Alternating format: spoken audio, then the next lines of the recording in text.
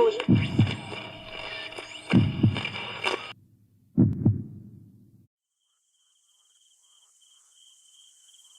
Comunidad, sean todos bienvenidos a otro episodio más del Sector de la Noche, donde sintonizan los mejores relatos de terror.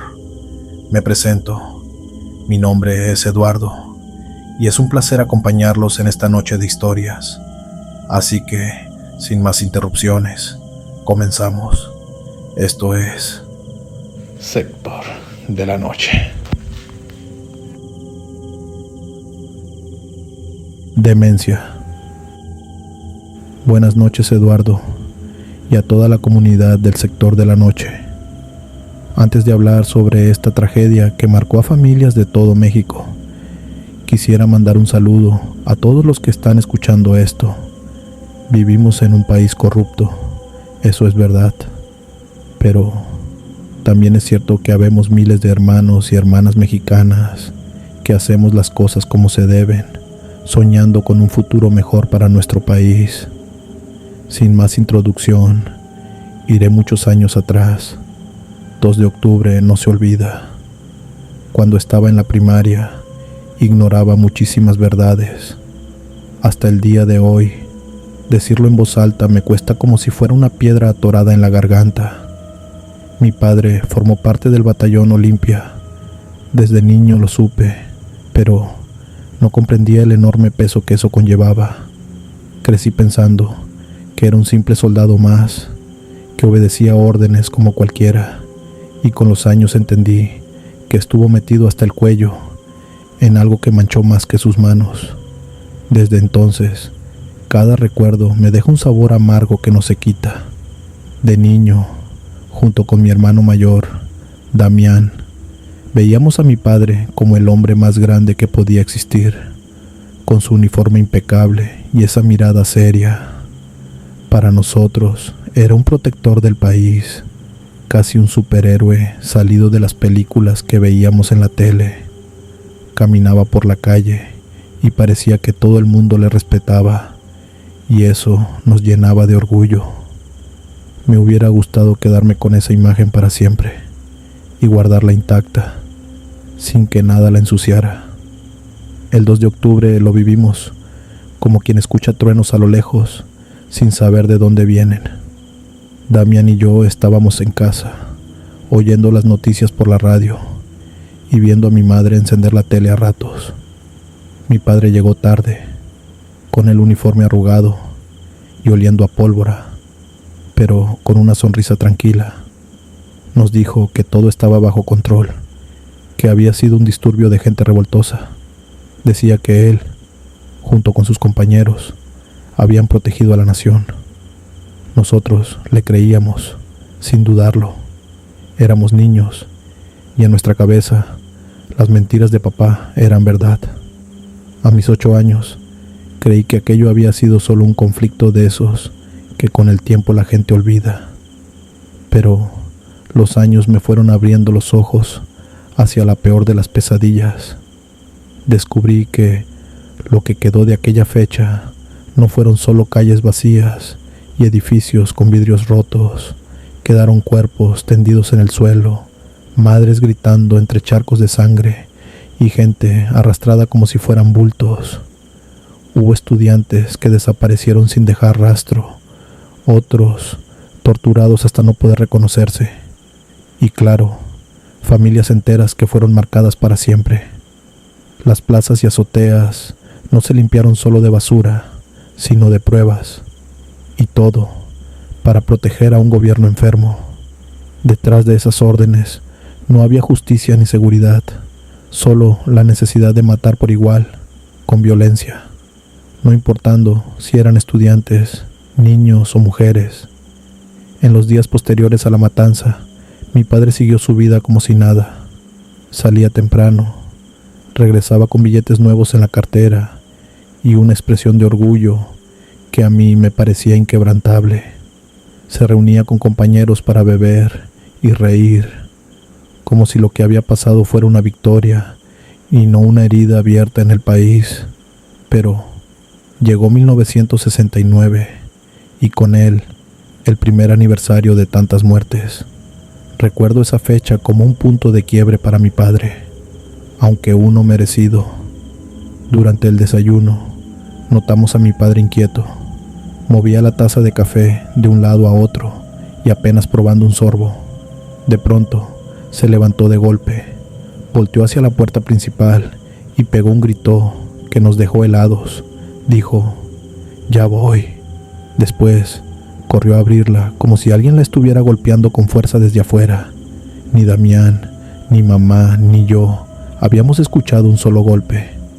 Cuando la puerta quedó abierta, no había nadie, solo la calle en silencio. Poco después, mamá salió al mandado. Damián y yo estábamos en la sala cuando empezamos a escuchar la voz de mi padre, viniendo desde su habitación. Nos acercamos despacio, y al asomarnos por la rendija de la puerta, lo vimos de pie frente al espejo, con los puños apretados. Estaba insultando a su propio reflejo, como si le hablara a alguien más que estuviera allí. «Déjenme en paz», gritaba con la respiración agitada. Repetía que ellos habían tenido la culpa y que se habían buscado todo lo que pasó. Su mirada no era la de papá, era la de alguien acorralado por algo que nosotros aún no podíamos ver. Cuando mamá regresó, lo encontró todavía alterado. El verla solo lo puso peor. Le gritó cosas que no entendimos y, en un arrebato, la empujó tan fuerte que terminó en el suelo. Damián y yo corrimos a ayudarla. Recuerdo que en cuanto se levantó, le azotó la puerta en la cara. Después, entre los tres, empujamos contra la entrada lo primero que encontramos: una cómoda, sillas y hasta una caja con herramientas. El corazón nos latía a punto de reventar. No era solo el miedo de ese momento, era la certeza de que, si lo dejábamos salir, podía hacer cualquier cosa. Con el cargo que tenía, nadie se iba a preocupar por escucharnos, mucho menos por creerle a tres voces contra la de un hombre del batallón. Al poco tiempo, desde dentro se escuchó un golpe, seguido de un estallido de vidrio. El sonido del espejo rompiéndose nos dejó aterrados, así que ninguno se atrevió a acercarse. Nos quedamos ahí, respirando con dificultad, escuchando, hasta que todo se quedó en silencio. Pasó un buen rato sin un solo ruido. Mi mamá, temblando, decidió abrir la puerta. Para su mala suerte, lo encontró tirado en el piso, bañado en sangre. Tenía el cuello, el abdomen y los brazos cubiertos de cortes profundos, como si se los hubiera hecho él mismo con los trozos del espejo. Apenas respiraba, con la mirada perdida. Desde aquel día, fue como si una parte de mi padre jamás hubiera regresado. Los doctores decían que era estrés postraumático, pero nosotros sabíamos que era algo peor. Desde los cortes con el espejo, quedó atrapado en un estado casi demencial. Hablaba solo y a veces se quedaba mirando una esquina, como si alguien estuviera parado ahí. Mamá decidió deshacerse de todos los espejos de la casa, como si eso pudiera protegerlo, pero ni así funcionó. Al año siguiente, justo al llegar el 2 de octubre, volvió a caer en otro ataque. Gritaba con una furia desesperada, se golpeaba la cabeza contra la pared y suplicaba a una multitud invisible que se marchara. Aunque nosotros no los veíamos, juraría que sí, se sentía una presencia pesada, imposible de ignorar. Desde entonces, cada 2 de octubre lo internaban en una clínica, con la excusa de que necesitaba supervisión profesional para evitar que se lastimara. Decían que era por su bien, pero en el fondo sabíamos que también era por el nuestro. Allí, entre paredes blancas y olor a desinfectante, lo mantenían sedado y amarrado a una cama. Era como si el calendario nos recordara que no importaba cuánto intentáramos olvidar, las voces que lo perseguían siempre regresarían. Una madrugada posterior al 2 de octubre, Damián y yo Escuchamos que mi padre nos llamaba desde la sala. Nos sentamos frente a él y con su voz entrecortada comenzó a confesarnos todas las atrocidades. Contó que en la plaza no solo disparó contra estudiantes que corrían desarmados, sino que remató a varios en el suelo para que no quedaran testigos. Dijo que arrastró cuerpos hasta camiones militares. En uno de ellos aún escuchó gemidos, pero cerró la puerta igual. Nos confesó que entraron a edificios cercanos para sacar a los que se escondían, golpeándolos hasta dejarlos irreconocibles, y que algunos los entregaron a lugares de los que nunca más salieron. Por la noche recibió la orden de limpiar el área. Eso significaba recoger pertenencias, documentos y hasta zapatos manchados para luego lanzarlos a bolsas que después fueron quemadas. Luego de tantas palabras, nos miró con los ojos vidriosos. Dijo que en ese momento creyó que cumplía con su deber, pero que desde entonces cada uno de los rostros que vio morir lo seguía, incluso cuando cerraba los ojos. Con el tiempo, Damián y yo crecimos, y la sombra de lo que papá había hecho nunca dejó de seguirnos. Al llegar a la mayoría de edad, tomamos una decisión que para muchos habría sido contradictoria: entrar al ejército. Pero lo hicimos con una promesa: preferiríamos nuestras propias muertes antes que levantar un arma contra el pueblo inocente. No buscábamos honores ni medallas, queríamos redimir aunque fuera un poco todo lo que nuestro apellido había manchado, servir de otra forma y demostrar que no todos los hijos heredan los pecados de sus padres. Cada vez que veíamos a la gente en la calle, sabíamos que estábamos en deuda con ellos y que cualquier bien que hiciéramos sería apenas una gota en un mar de sangre que no era nuestra, pero que igual cargábamos en la espalda. Con los años, Damián y yo cumplimos nuestro servicio. Aún así, nunca sentimos que la deuda estuviera saldada.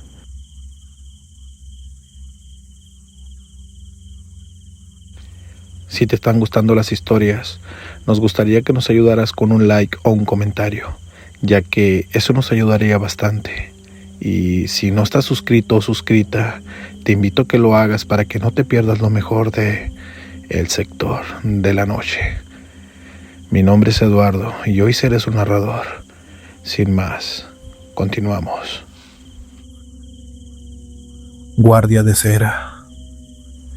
Era octubre de 2021 y me habían asignado como cabo en un destacamento de apoyo en la Sierra de Chihuahua, a media hora de San Juanito, por un camino que a veces ni se distinguía.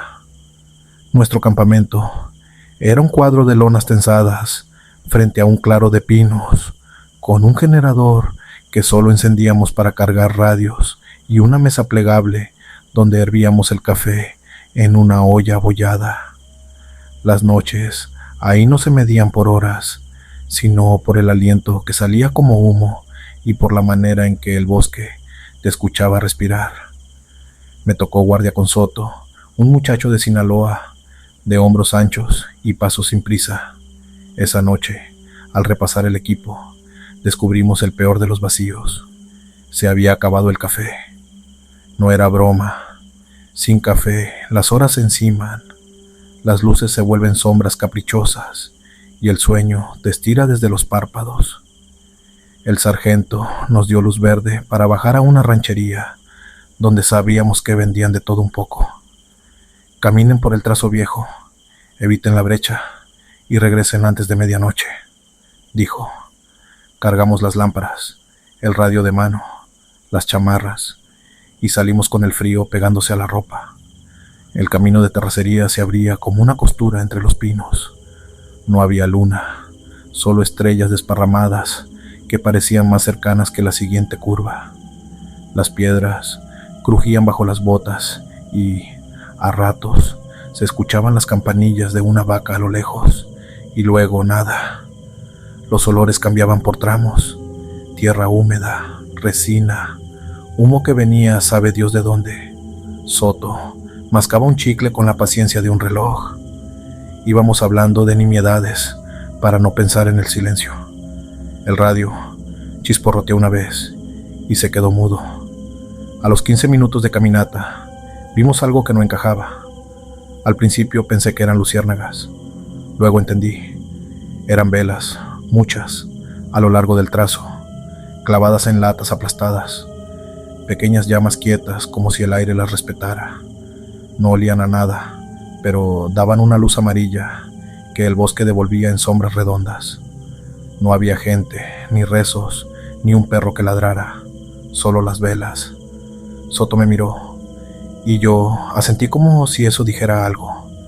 Avanzamos sin hablar, con las lámparas apuntando al suelo para no patear ninguna. Fue entonces que escuchamos el rechinido, primero leve, luego más claro, como el que hace una carretilla oxidada. La lámpara dio con la escena a 3 metros. Una mujer con rebozo, menuda, jalaba una camilla improvisada. Tenía 2 ruedas disparejas de carretón, y sobre la tabla, cubierto por una cobija militar vieja, iba alguien horizontal. La mujer volteó apenas, la piel curtida, los ojos metidos, el rebozo oscuro. «¿Todo bien, señora?», dije sin pensarlo, por decir algo que no encendiera nada. Ella asintió. La voz le salió gastada. «Está pesado, está lejos». No pidió ayuda, no nos contó nada, nada de nombres, nada de historias, solo siguió jalando. No hizo falta que Soto me hablara. Nos acercamos y metimos hombro. La madera estaba fría y el peso, desde el primer segundo, se sintió como si el suelo tirara en sentido contrario. La camilla no era más que 2 tablones con alambres como asas. Jalábamos, empujábamos, y la cosa se resistía como si tuviera raíces. La mujer caminaba a nuestro lado en silencio, la vista adelante, los pies descalzos, sin tropezar con piedras. Las velas nos abrían paso, no había viento, y sin embargo las ramas se quejaban. El radio se encendió solo, un susurro, chasquidos, un código que no reconocí, y mi apellido cortado en 2. Lo apagué con los dedos entumidos. Seguí empujando. Con cada metro, el peso aumentaba. La cobija no se movía. No había jadeos, ni el temblor típico de alguien enfermo. Solo peso. Pasamos un tronco caído que yo juraba haber visto en sentido contrario al salir. Después, vi la misma roca con líquenes donde me amarré una agujeta en la tarde. El camino empezó a parecer una cinta para caminar. Por mucho que avanzaras, los pinos repetían su posición como un patrón en papel tapiz. Soto dejó de mascar. No dijo nada, pero respiraba por la boca. A mí me dolían los antebrazos. Apreté los dientes y conté mis pasos para no contar miedos. La mujer se detuvo en seco, donde el trazo se estrechaba entre 2 pedruscos. «Permítanme», dijo sin mirarnos. «Vengo ahora». Caminó hacia los pinos y la oscuridad la tragó. Nos quedamos con la camilla en medio de un claro extraño, donde las velas habían desaparecido. El aire se volvió más frío, el tipo de frío que te pica por dentro. Esperamos 1 minuto, luego 5, luego lo que me parecieron 20. El reloj en mi muñeca marcaba 23 horas 4 minutos y seguía marcando. 23 horas 4 minutos cuando volví a verlo. No soy curioso por gusto, lo aprendí a la mala, pero hay silencios que empujan. Le dije a Soto que revisáramos si la persona bajo la cobija respiraba. No fue por morbo, fue por protocolo, por supervivencia, por convencerme de que aún éramos 2 y no un par de sombras a punto de reventar. Quité con cuidado el alambre que hacía de seguro. La cobija pesaba como si estuviera empapada, pero estaba seca. Levantamos apenas lo necesario. Vi uniforme, verde, viejo, sucio de tierra rojiza.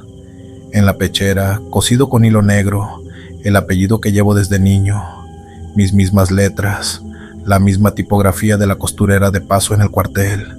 El rostro, a medias debajo de la tela, tenía una cicatriz en la ceja derecha, que yo me hice de adolescente con una rama. Los ojos cerrados parecían de cera. No hubo olor a putrefacción, ni aliento, ni sudor. Se me aflojaron las manos. La cobija cayó como una puerta. No recuerdo si grité. Sé que di 3 pasos hacia atrás, que el radio se encendió otra vez y repitió mi apellido como si lo masticara. Soto. Intentó mover la camilla para voltearla. Las ruedas giraron sobre el mismo lugar sin que avanzara un centímetro. Había tierra suelta y no se marcó ninguna huella. A lo lejos sonó una campanilla, una sola, como avisando la hora en una iglesia que no existía ahí. Decidimos regresar, no por valor, sino por instinto de bicho acorralado. Tomamos nuestras lámparas, dejamos la camilla tendida como un animal fondeado y desandamos el trazo. Las velas ya no estaban. El bosque, sin embargo, tenía esa clase de luz que no viene de ninguna parte y que igual te deja ver hasta el vapor de tu nariz. Mis pasos eran los de un borracho. A cada tanto, el radio se prendía, soltaba una ráfaga seca y se callaba. Nunca nos llamó por clave, nunca por canal, solo ese ronquido eléctrico que te hace pensar en dientes. Llegamos al campamento en menos tiempo del que habríamos tardado en correr una cuadra. No sé cómo ocurre, pero ocurre. El sargento nos vio llegar con las manos vacías y el color de un papel. No preguntó de inmediato. Nos mandó calentarnos las manos con agua del termo y nos miró las botas. Tenían pegado en el contorno de la suela un brillo que no era barro ni aceite. Alzó una ceja. Cera, dijo. Y no lo dijo en tono de broma. Lo dijo como quien lee un parte. Nadie más habló del tema. Dormí de día, si a eso se le puede llamar dormir. Soñé con el peso en los antebrazos, con el hilo negro pasando por la tela con mi apellido, con la cobija que caía sin ruido. Al despertar, encontré una mancha amarilla en la manga de la chamarra, como polen. Uno de los cocineros, al verme, sonrió sin motivo. Yo no sonreí.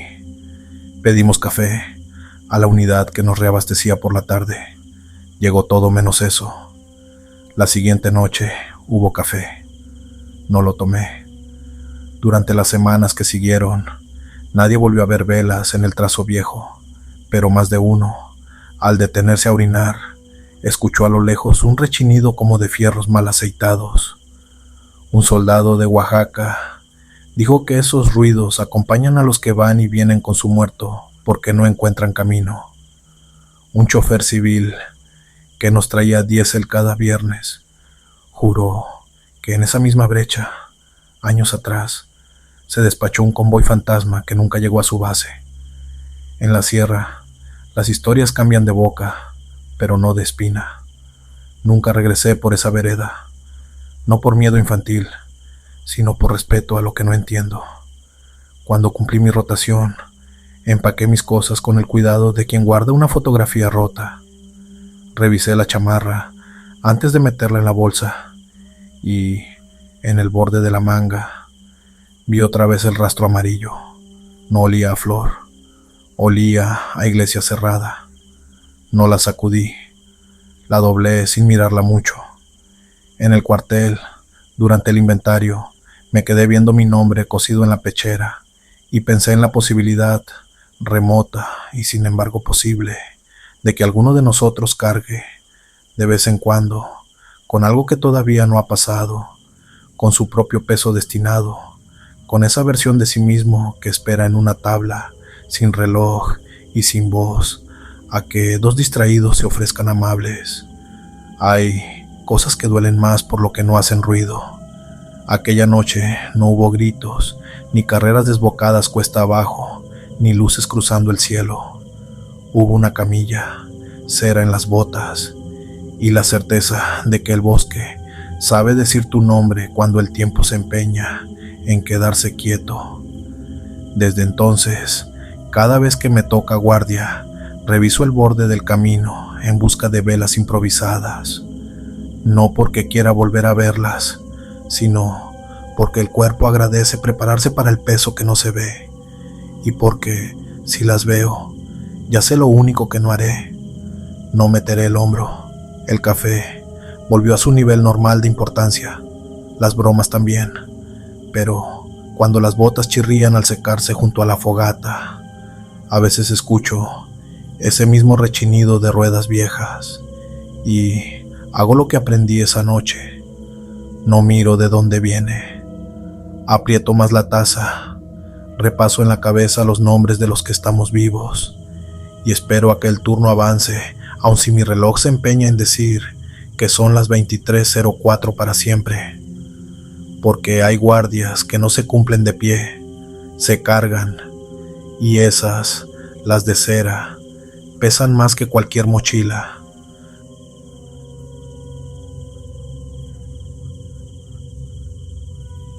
El parche. A cualquier persona que escuche esto, si alguna vez nos vieron como una clase de autoridad total, temo confesar que no lo somos. Nosotros hemos sido y siempre seremos piezas de ajedrez, un número dentro del tablero de alguien más. Después de salir del ejército activo, yo creía que ya había dejado atrás las órdenes que no se discuten, el cansancio eterno y las noches en vela, pero la vida da vueltas. Sin pensarlo demasiado, terminé aceptando la oferta de formar parte de un grupo de seguridad especial para una prisión militar. No era un trabajo común, pero necesitaba la chamba y sabía que la experiencia que traía podía servir. Llegamos al lugar como quien va a otro turno más, sin sospechar que esa noche marcaría el comienzo de algo. Antes de empezar, nos juntaron los mandos con un aire raro, serio y sin oportunidad para preguntas. Nos dijeron que, por orden superior, todos teníamos que portar un parche especial en la parte baja de la espalda. Según ellos, ese parche era experimental, diseñado para mantenernos despiertos y alertas, para que pudiéramos aguantar más. Nos lo presentaron como la solución perfecta: resistencia al sueño, mente más rápida y ojos bien abiertos. Nadie sabía qué tan cierto era eso, pero tampoco nos dejaron elegir. Era obligatorio y punto. Cuando me pusieron ese parche, sentí una mezcla de curiosidad y desconfianza. Algo dentro de mí me decía que no todo estaba bien, pero ya sabes cómo es en estos casos. Las órdenes se cumplen y las preguntas se quedan para después, si acaso. Esa fue la primera noche. Había pasado apenas una hora desde que nos pusieron el parche. Al principio, todo parecía normal, pero luego, sin aviso, una extraña euforia empezó a invadirme. Era como si mi cuerpo quisiera correr un maratón, pero mis pensamientos no dejaban de repetirme que algo andaba mal. La energía me subió de golpe, el corazón me latía fuerte y cada sonido se volvió más nítido, casi como si todo a mi alrededor estuviera en cámara lenta. Entramos en un estado de alerta total. La fatiga desapareció por completo y sentía una fuerza que no reconocía como mía, pero a pesar de ese impulso, en el fondo yo no quería estar así. Era como si una parte de mí se resistiera a ese despertar violento. Las noches que siguieron parecía que todo iba bien, pero poco a poco comenzaron a aparecer cosas raras. Algunos empezaron a quejarse de dolores punzantes en la espalda baja, justo donde estaba el parche, como si algo dentro estuviera creciendo o inflamándose. Otros se veían tensos, irritables, con pequeñas lagunas para recordar momentos simples. Yo también empecé a notar algo extraño, pero no lo quería admitir. De pronto, había fragmentos de la noche que no lograba recordar. En una de esas largas noches, nos trajeron a un soldado recién condenado por tráfico de armas con el crimen organizado.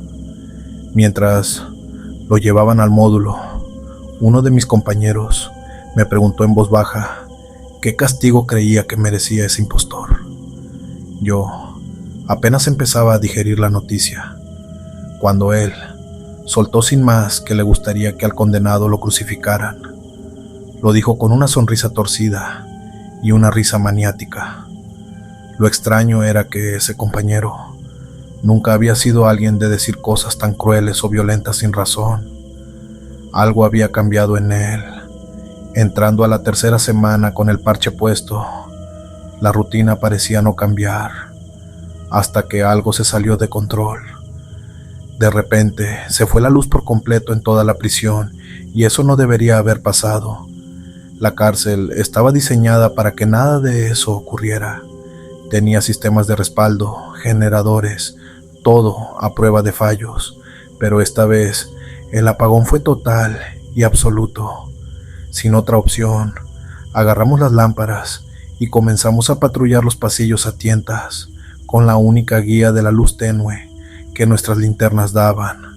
El silencio era pesado, solo roto por el eco de nuestros pasos y el zumbido lejano de los generadores que no arrancaban. Entonces, en uno de los corredores, algo nos llamó la atención. Manchas de sangre fresca en el suelo. Estaba esparcida y parecía reciente, como si alguien hubiera arrastrado a alguien más, o como si hubiera ocurrido una pelea violenta. Nos miramos entre nosotros, con la certeza de que algo malo estaba pasando.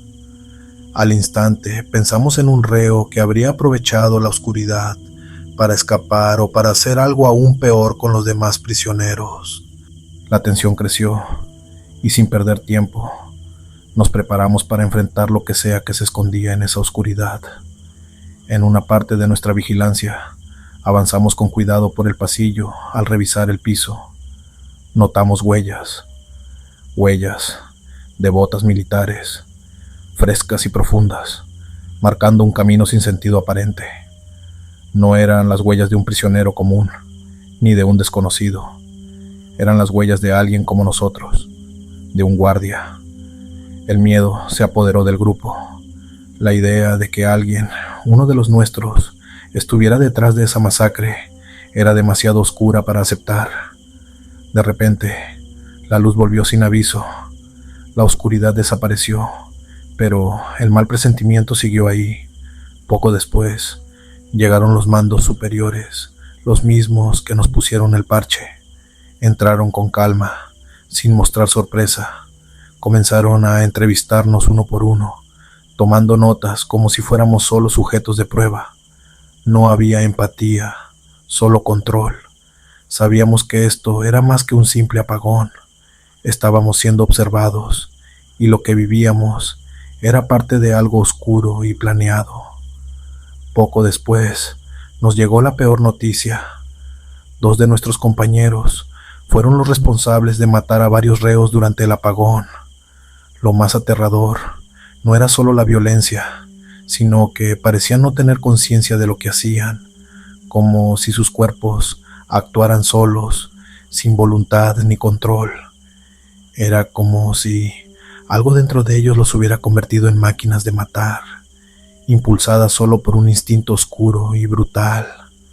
Nadie podía creer que fueran los mismos hombres con los que habíamos compartido guardias y risas, y ahí estaban, transformados en algo irreconocible.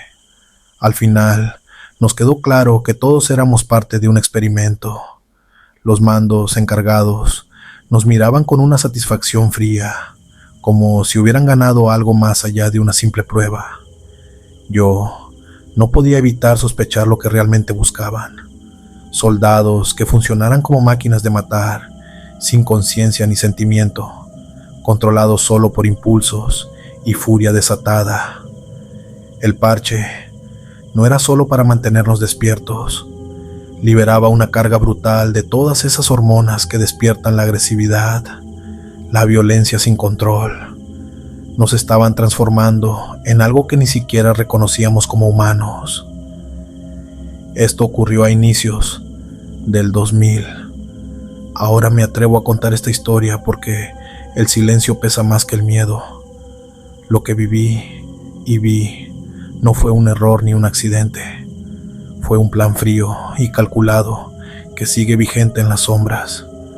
No quiero que otros pasen por lo mismo, que se conviertan en piezas de un experimento que destruye la humanidad desde dentro, porque, aunque intentaron convertirnos en máquinas sin alma, yo sigo siendo humano, y eso, al menos, nadie podrá arrebatármelo.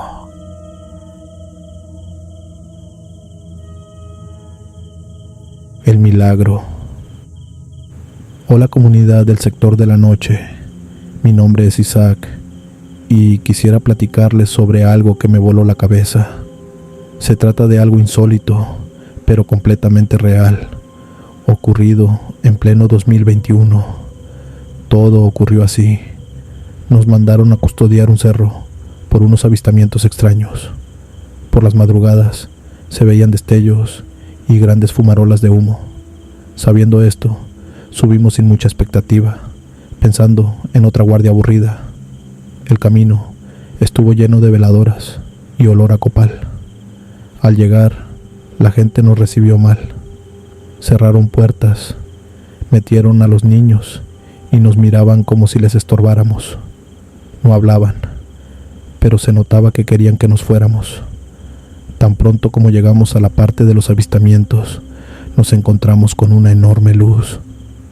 Sin tantos rodeos, le preguntamos a un señor que pasaba por ahí a qué se debían tantos eventos extraños. Intimidado por nuestros uniformes, nos confesó que ahí se había estado manifestando una virgen. Dijo que ésta bajaba del cielo y curaba a los enfermos. La primera noche fue tranquila, hasta que, cerca de la medianoche, la gente empezó a subir al cerro. Entre ellos, venía una señora en silla de ruedas, empujada por dos hombres. Ellos la colocaron frente a la cruz. Entre rezos y llanto, la mujer se puso de pie, dio unos pasos tambaleantes y la multitud estalló en gritos y aplausos. En medio de esa euforia, nosotros vimos otra cosa. Detrás de la figura luminosa había un humo denso que no venía de velas y un resplandor demasiado parejo para ser natural. Los reflejos parecían rebotar en algo metálico. Ahí nos empezó a entrar la duda. Tal vez aquello no era un milagro, sino un truco con un propósito mucho más retorcido. Al día siguiente nos llegó una noticia terrible. Un niño del pueblo había desaparecido durante la madrugada. Lo habían visto por última vez antes de que subieran al cerro. La mamá, con la cara llena de lágrimas, nos buscó. Dijo que no era la primera vez que un niño desaparecía. Nos contó que desde hacía meses, cada vez que pasaba un milagro allá arriba, desaparecía un niño o un joven. Lo decía como si fuera una regla no escrita.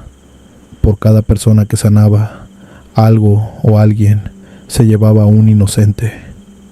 Ahí la cosa dejó de parecernos rara y comenzó a encender nuestras alarmas de peligro. Investigamos más a fondo, aprovechando las patrullas y los turnos de noche.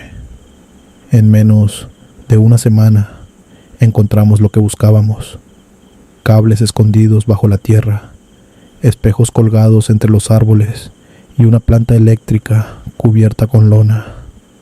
Las apariciones de la Virgen no eran divinas, las armaba un grupo que jugaba con la fe de la gente, usando humo, luces y reflejos para hacer creer en milagros. Todo perfectamente calculado para mantener a los creyentes subiendo al cerro y distraerlos de lo que realmente pasaba.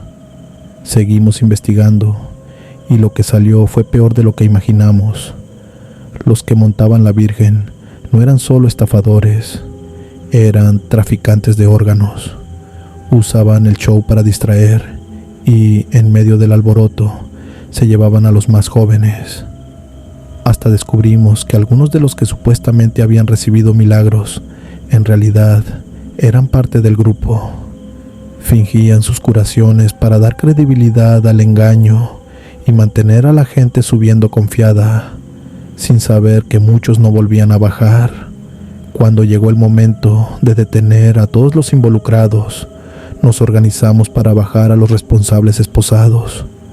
No alcanzamos a dar ni 10 pasos antes de que se nos viniera encima la gente del cerro. Gritaban, empujaban, algunos levantaban piedras. Aunque les explicamos lo que habíamos descubierto, no escuchaban. Su fe en la Virgen era tan fuerte que preferían pensar que nosotros mentíamos. Cayeron en la negación total, defendiendo a quienes en realidad les estaban robando a sus hijos.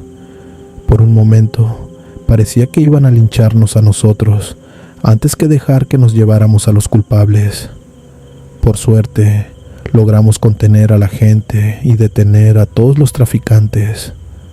Los subimos a los vehículos y salimos del cerro con el operativo completo. Desde entonces, cada que hay reportes de avistamientos en los cerros, se monta vigilancia inmediata y se investiga a fondo antes de que alguien pueda aprovecharse. Yo, por mi parte, le digo a toda la gente de fe y buen corazón que no se dejen engañar.